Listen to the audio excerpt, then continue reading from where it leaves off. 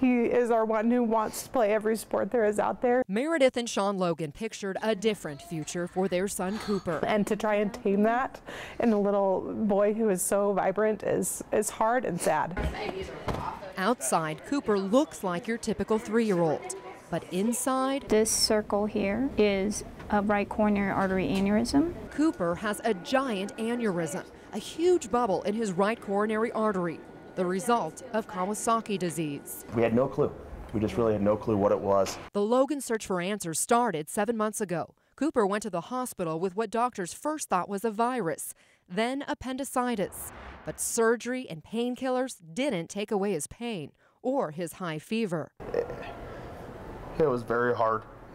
You know, we sat in that hospital for days on end, and when we got into the 5th and 6th day, it was we knew as parents that it just couldn't be right. Meredith did notice Cooper's red eyes, one clue to his eventual diagnosis at Children's Hospital Colorado, when its team of Kawasaki disease specialists got involved. It looks like an infectious disease, so it looks like it should belong to my specialty. But we don't know the cause of it. Finding the cause is part of Dr. Mary Gloday's research at Children's. She leads one of the few teams in the country researching what many still consider a mystery illness.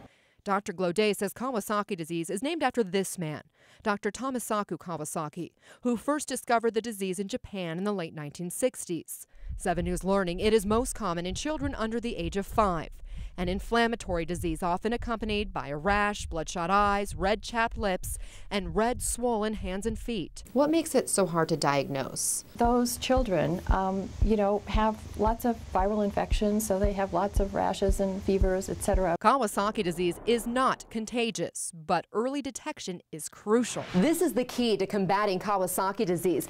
IVIG therapy, intravenous immune globulin.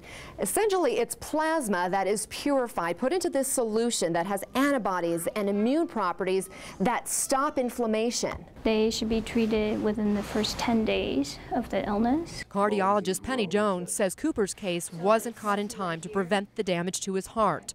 Take another look. First, a normal coronary artery. Looks more like a straw. Yes. Less than 3 millimeters wide. And this is Cooper's, 13 millimeters wide. So big, doctors say it will never regress back to normal.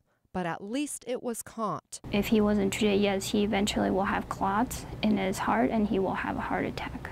United in red for heart disease awareness, Cooper's family now forced to spend too much time at the hospital. All the tests, the EKGs, the echocardiograms, becoming household vocabulary. And maybe you've noticed all his bruises. That's because of Cooper's now daily dose of blood thinners. Yet, despite all that, Cooper's spirit remains strong. And we still don't know for long-term diagnosis how long Cooper will live or what will happen to him in the future, but it's okay that we can move forward and we can do the best that we can and give him the best life that he can have. Ana Cabrera, 7 News. You put it way over on your belly, way over here?